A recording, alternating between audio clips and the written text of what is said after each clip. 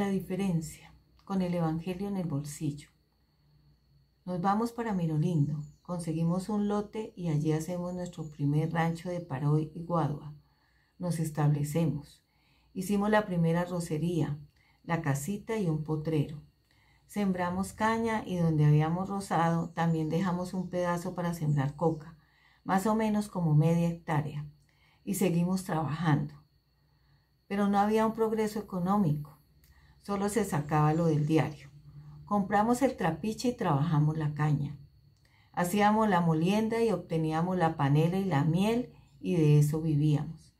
En un momento llegan unas familias que son creyentes, que venían de Santander y del casco urbano de San José del Guaviare. Llegan con el Evangelio y nos convertimos a él.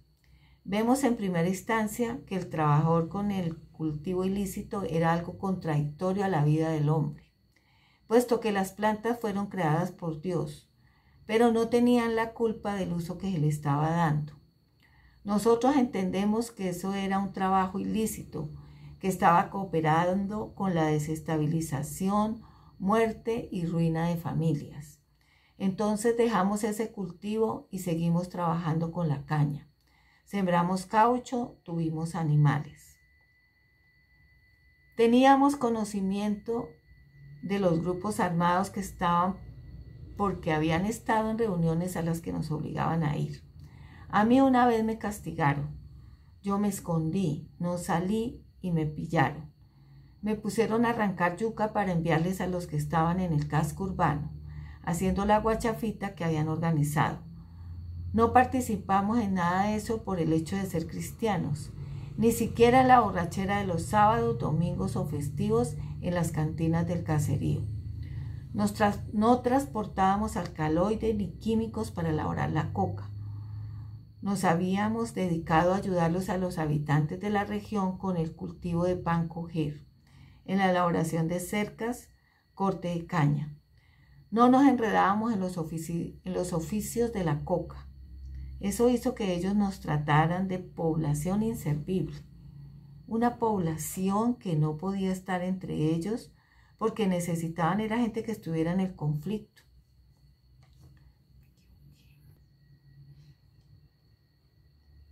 En la diferencia, con el Evangelio en el bolsillo. Nos vamos para Mirolindo, con el Evangelio en el bolsillo. Nos vamos para Mirolindo, conseguimos un lote y allí hacemos nuestro primer rancho de Paroy y Guadua. Nos establecemos. Hicimos la primera rocería, la casita y un potrero.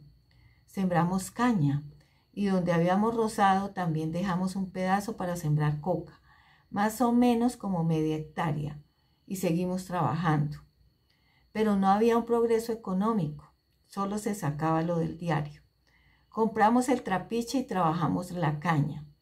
Hacíamos la molienda y obteníamos la panela y la miel y de eso vivíamos. En un momento llegan unas familias que son creyentes que venían de Santander y del casco urbano de San José del Guaviare. Llegan con el Evangelio y nos convertimos a él.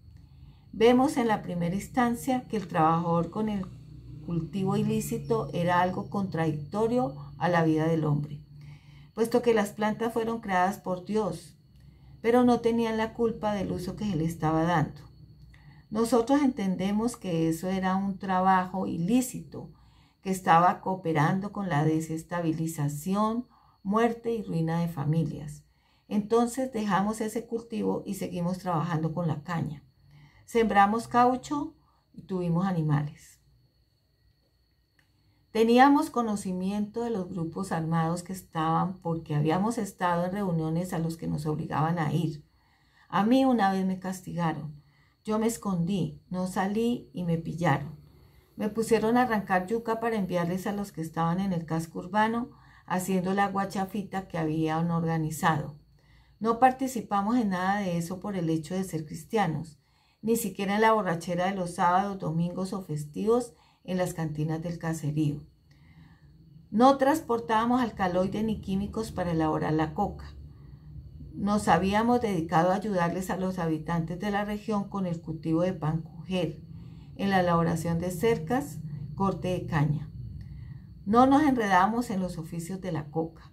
Eso hizo que ellos nos trataran de población inservible, una población que no podía estar entre ellos porque necesitaban era gente que estuviera en el conflicto, que peleara para obtener dividendos, una población que empuñara armas y todas esas cosas. Nosotros participábamos en los trabajos comunitarios sin que nos estuvieran obligando. Lo hacíamos voluntariamente porque sabíamos que era lo más productivo y hermoso. Entonces viene la persecución a los cristianos. Querían ponernos de mandaderos, que acoger la moto, el caballo, el carro, lo que fuera a la hora que ellos se les diera la gana. Tocaba soltarles porque ellos eran de la guerrilla. También comenzaron con el reclutamiento de los jóvenes y niños desde los 10 años. Enviaban jovencitos de ellos para que los niños se pusieran el fusil, les dejaran acariciar la pistola, se colocaran el uniforme y que les cargaran la maleta. Vea qué bonitos se ven. Vea, así es que los necesitamos. Así es que ustedes adquieren autoridad. Se toman toda la paciencia para persuadir a los jóvenes. Muchos se fueron y más tarde se supo que habían sido víctimas que los llevaron como carne de cañón. Mis hijos estaban creciendo y me los estuvieron induciendo.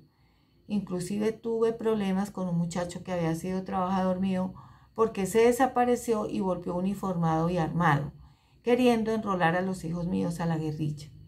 Le tuve que decir, no, yo a usted le di comida, lo recibí en mi casa y lo sostuve un poco tiempo, pero no fue para que me venga a pagar de esa manera. Usted sabe que las armas no son buenas, son destrucción, muerte, y yo no voy a permitir que mis hijos se vayan. Amanecerá y veremos, me dijo. Seguimos administrando la finca, pero ya no más en el caserío de Mirolindo. Hubo más auge porque se instaló un acueducto y nos dieron unos lotes más económicos para hacer una casa.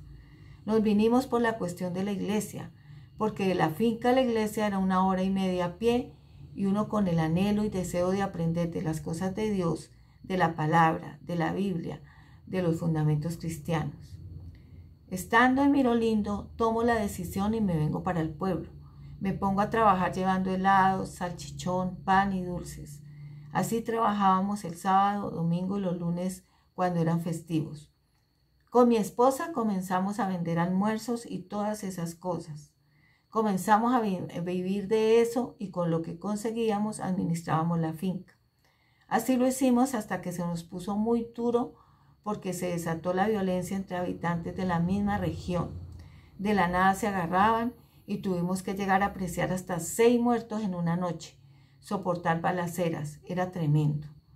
Nosotros trabajando con el termito para arriba y para abajo, y en boca de mis hijos me mandaron la amenaza. A su papá en cualquier momento lo matamos porque todas las semanas viaja y tenemos dudas de él. De lo que está haciendo es llevar información, lo que gracias a Dios no era verdad. Cuando venía a San José me congregaba y habitaba en la casa de una hermana de la iglesia. No salía de noche o exclusivamente a los servicios de los cultos. Hacía mis gestiones y me iba para allá. No encontraban nada de qué acusarme, pero sí me tenían fichado. Varias veces me quitaron el termo. ¿Qué trae? ¿Qué es lo que carga? A ver, y lo esculcaban. Muchas veces se comían el producido, pero pues me lo pagaban. Bueno, así está. ¿Cuánto se le debe? Después tenemos que desplazarnos. Hacen una reunión en el Parque del Capricho en 1999 y dicen que por motivos de seguridad todo lo que oliera cristiano o evangélico tenía un mes de plazo para desocupar la región. Era una gente que no le servía, que porque estábamos permitiendo infiltrados de los paramilitares. Pero en realidad nosotros nunca hemos sido personas de servicio, ni aún siquiera a miembros del Estado. Estábamos en una situación en la que nos convertiríamos en objetivo militar por saludar a un soldado. Si mucho, les podíamos hacer un gesto porque no faltaba el que se daba cuenta. Entonces nos tenemos que desplazar. Comenzamos a sacar de la familia en un carrito de línea que había. Él nos hacía el favor, nos llevaba con mucho miedo. Las familias empacaban lo poco que podían sacar y se venían. Fue así como salieron unas 4 o 5 familias. Finalmente sale la persona que estaba a cargo del lugar, que era el hermano del pastor. Nosotros nos quedamos por un tiempo como haciéndonos los duros. Mi esposa era muy arraigada a las cosas. En la parte sentimental había un problema. Todos los días pensábamos, ¿qué hacemos? ¿Para dónde cogemos? No hay quien nos compre la tierra. No hay quien nos dé nada por nada. Teníamos 30 reses, bestias, animales. ¿Y qué hacemos con eso? Le digo a mi esposa, miren a ver, echen ese ganado por delante. Consígase quien lo ayude a traer o a ver qué se hace. Y así, porque yo estaba en recuperación de una apendicitis. Entonces consiguieron un negociante del pueblo y recogieron ese ganado.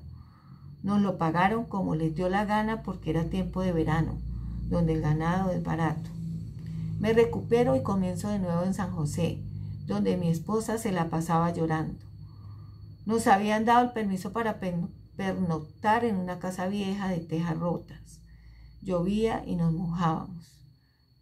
Tomo la opción de tomarme un lote. Entonces me viene el problema con el Estado. Dice el Estado que yo estaba siendo un invasor, que no podía estar ahí porque era un lugar de riesgo.